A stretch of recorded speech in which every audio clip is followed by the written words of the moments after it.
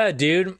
Now that it's a day after, let's talk a little bit about this peace deal with Iran. Give the enemy nightmares. No hesitation, no mercy, overwhelming lethality. And they gave uh United States and the Islamic Republic of Iran and the man, fuck you. Anyways, Israeli analyst where is it? Tehran's advisories in the Middle East, Israel, Gulf states, and factions in Lebanon. It looks more like the cars of a century, according to the more Iran, more secure, more legitimate, and ultimately more influential. U.S. President Donald Trump and Iranian President Masoud signed the interim deal Wednesday, so yesterday, ending a 3-month war. Trump chose to formalize it at Versailles on the sidelines of the G7 summit, setting widely seeming holy shit, setting widely seen as a symbolic of the remarking widely seen as symbolic of the remarking of the international order after conflict. The 14-point agreement extends the ceasefire by 60 days, including in Lebanon, allowed negotiations for permanent settlement, and address issues such as Iran's nuclear program. For Washington and Tehran, this is a grand bargain. Deal of the century, no turning back, said Lebanese commentator Sarks Naum. Probability of success outweighs the risk of failure. Iran cannot endure further economic pain under sanctions, and Trump has no incentive to start a new war. It's true. For Lebanon, the agreement tilts towards Iran reinforcing the role of Tehran-backed Hezbollah and folding the country into a broader U.S.-Iran framework while sidelining Beirut-Israeli talks. It binds Lebanon to the 60-day ceasefire, committing all sides to halt operations from all fronts. Lebanese President Joseph Aoun warned last week that Iran cannot negotiate on Lebanon's behalf on issues such as ceasefire and Israeli withdrawal from southern territory. I'm sorry, dog. Your country is owned by Hezbollah. But sources close to Hezbollah argue the opposite, that the U.S.-Iran track strengthens Lebanon's position by elevating it into a higher level of negotiation in their view. Tehran and Washington can pursue their respective allies, Hezbollah and Israel, to deliver a settlement. Israel has been isolated after this war, both in region and in the world. Iran got what it wanted. We did not abandon our friends such as Hezbollah. Rather, we were even prepared to go to the extent of walking away from the table and returning to war because of them, added another. The Islamic Republic of Iran and the United States of America and their allies in the current war, signing the MOU, Memorandum of Understanding, declare the immediate and permanent termination of military operations on all fronts, including in Lebanon, and undertake now on not to initiate any war or any military operations against each other. Oh, immediately upon signing, the U.S. will begin the removal of naval blockade. Yep. That's more Strait of Hormuz passing. The United States undertakes with regional partners to develop a definitive mutually agreed plan with at least $300 billion in USD for the reconstruction and economic development for the Islamic Republic of Iran. The mechanism for implementation of this plan will be finalized part as a final deal within 60 days. All required licenses, waivers, and permissions needed for the relevant financial transactions will be granted by the United States, or transactions will be granted by the United States of America. Yeah, we gave up. We started a war, lost really badly, gave up fighting it, and then gave the enemy $300 billion.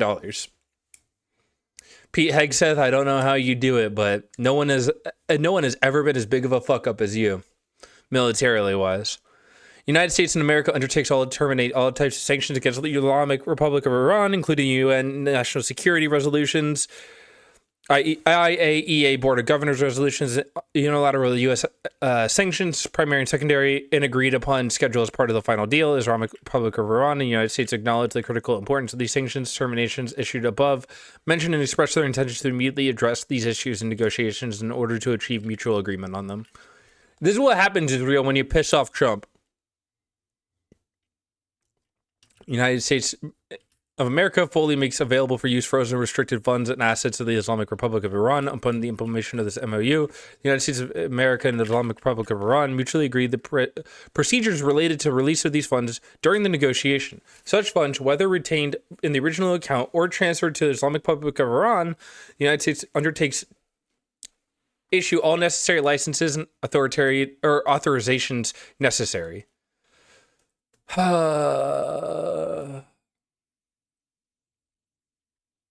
Final deal will be endorsed by a binding UNSC resolution after signing the MOU.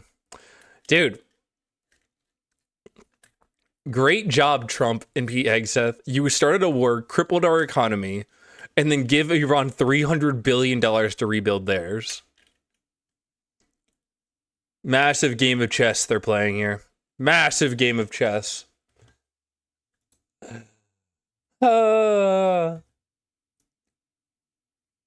Oh shit. Hold on. Moving down.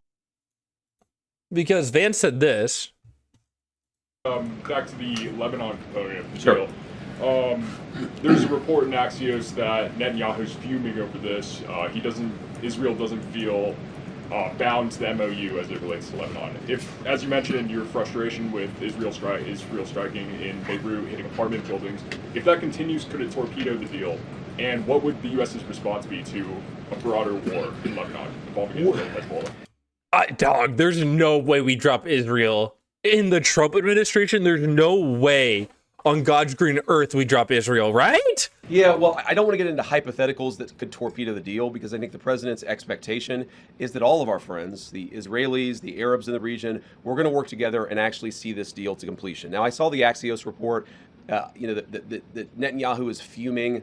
That's not reflective of the conversations that I've had with him, but maybe he's saying something to somebody else that he's not saying to me. What I will say, and this does bother me, is that you've seen people within Bibi's cabinet who have come out and attacked the deal, and in some ways very personally attacked the president of the United States. There's no way! Oh my God! And I guess my message to them would be twofold. Number one, Donald J. Trump is the only head of state in the entire world who is sympathetic to the nation of Israel at this moment in time. And he happens to be the head of state. It's not wrong. He's not wrong. Of the world's superpower. If I was in the cabinet of the Israeli government, I might. Wow, I can't believe he's saying this. Not be attacking the only powerful ally that I have anywhere left in the entire world. And the second message I would give to some of those cabinet members, Bibi, to his credit, has not gone down this path, but to some of these cabinet members in Israel who are attacking the president of the United States, the other thing that Netanyahu's down this path. He's not saying it, but he knows Netanyahu's all the way down this path. I would say is that over the last 3 months, 2/3 of the defensive weapons that have protected your homeland have been built by American hands. This is the type of shit he said to Zelensky. And paid for by American tax dollars. The problem for Israel is not Donald J. Trump. And anybody in Israel who thinks their biggest problem is the president of the United States needs to wake up and smell the reality of the situation that country is in. Thank you all. Holy shit. Oh my God.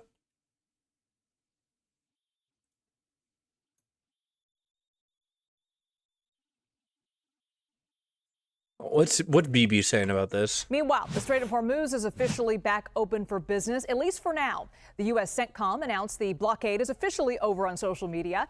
They said, quote, all U.S. military blockade enforcement efforts have ceased. But all U.S. naval ships... Because remember, the oil prices before the war was like $30 a gallon, right? Or $30 a barrel? Crude oil prices.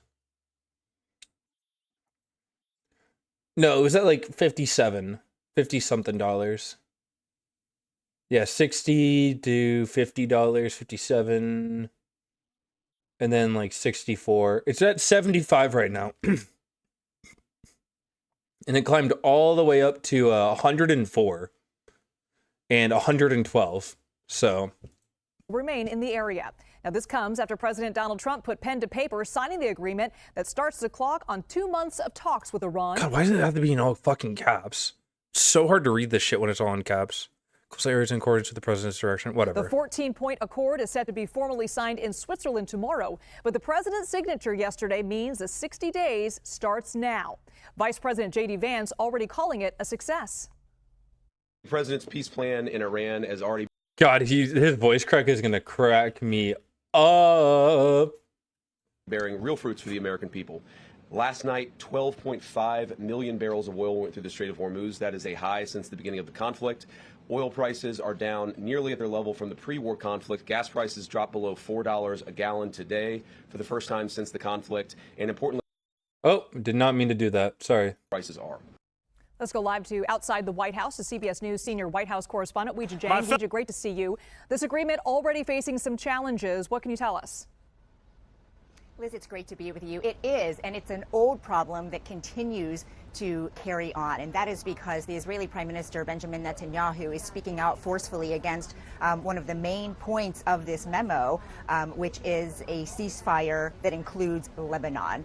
And Netanyahu says that that should not be included. Of course, Iran and its proxy groups have said that Israeli troops must cease fire, but the Prime Minister said that it... I wonder how much money is being put behind this by Iran and its allies in the Gulf states. Requires maintaining the security zone in southern Lebanon, and they will not withdraw there as long as Israel's security needs require it. And so right now, this is something that mediators have to work on because, again, it is such a critical piece of this MOU, this memo of understanding, as these negotiators try to work out the fine print and really do the hard work of the broader peace agreement.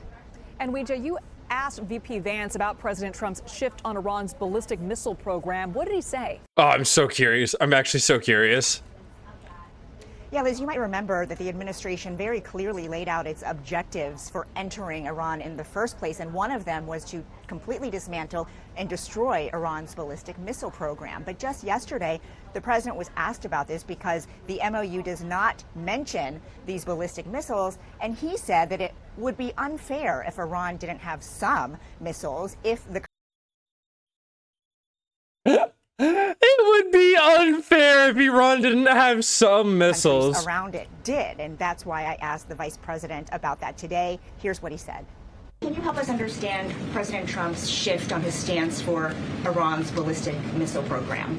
Initially, it was a key objective to dismantle it. Yesterday, he said it would only be fair if they had some, if the country... God, JD Vance is got to be so pissed off because Trump is a blubbering moron and JD Vance isn't necessarily, he's an idiot, but he knows he's not as smart as some people, but he also knows he's smarter than Trump.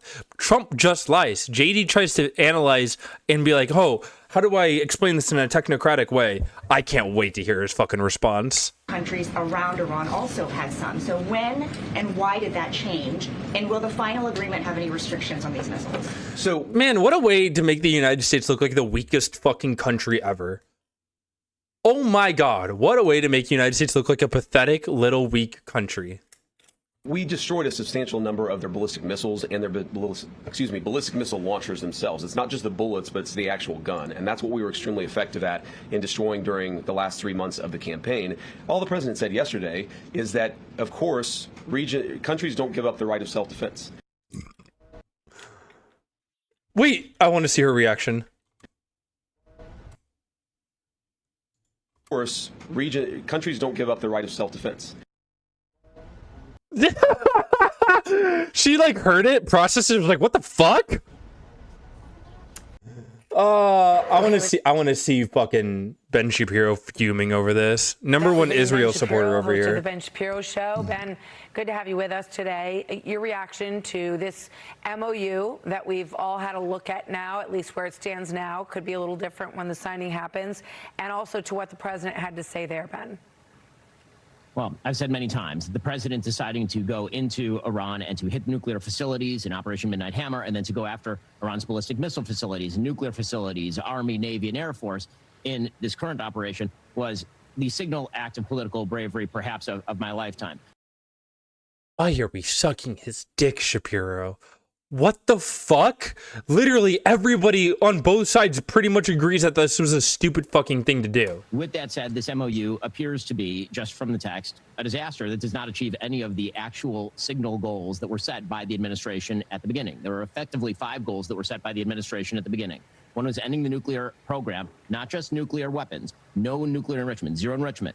That is not in the deal. Ballistic missiles ended. That is not in the deal. And the president today suggested that ballistic missiles should actually continue to be held by the Iranians because the Saudis, our allies, also hold ballistic missiles. Then you have the support of terrorism. That is not part of the deal. Anything that looks like an attempt to end terrorism, a permanent opening. Remember, Ben Shapiro is like a huge Israeli shill.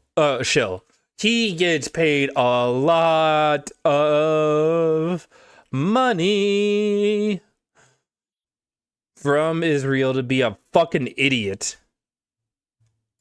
Of the Strait of Hormuz toll-free. Not only is that not in the deal appears to have a provision allowing Iran and Oman to attempt to toll the strait after 60 days. And then finally, the idea that Iran would receive some sort of Iran's going to make so much money if they toll the strait. sanctions relief after all of those things happen. We are already seeing from day one relief in their ability to ship oil out of Iran. In my opinion, the Vice President of the United States, the chief negotiator on this particular project, has not. I wonder what Marine Tracker's showing me. So just to clarify, the president was asked about the missiles. He said not ballistic, the other kind of missiles. We're going to hear more detail on. What the fuck does that mean? Oh, baby. Wow, it's open. Dude, it's so weird to see ships here right now. This was like empty like a month ago. On that, because obviously that's a huge question here. It was one of the things that was missing in the JCPOA, any control of the Iranian missile program. So we'll look for more detail on that. Here's the president talking about what he This is the JCPOA, but give Iran $300 billion. Sees as an overly aggressive posture from Israel in Lebanon in the recent part of this war. Watch this.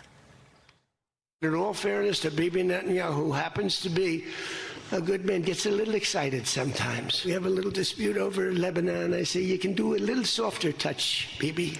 You don't have to knock down a building every time somebody walks into it that's from Hezbollah. But it's been an amazing partnership. But he will say, we're the big partner and he's the very small partner, and that's true. Wow, dude. Holy shit. Bibi had to piss Trump off for him to say something like that. Your thoughts on that, Ben? The fact is that the president himself has suggested that Israel has a right to defend itself. Ambassador Huckabee, our ambassador to Israel, has said that Israel has a right to defend itself. Hezbollah is a terrorist group. It is not the government of Lebanon, and in fact is opposed to the government of Lebanon. And they've been firing ordnance over the border at Israel for literally years at this point. The idea that Israel should be held back from defending itself against a terror group that is a proxy army of Iran, because we have some sort of deal over the Strait of Hormuz, is a massive tactical blunder that gives Iran one of the things that Iran actually wants, which is to reconstitute its forward operating base in Lebanon. And anything that allows them to reconstitute their terror army would be a huge regional mistake. All right. It's done though, Ben. You're cooked. God, man, part of me really wants this to be the end of the Israeli-U.S. relationship. Because, oh my God, how much of a fuck up this is for Trump and the Republicans. Oh my God, it makes him look so pathetic.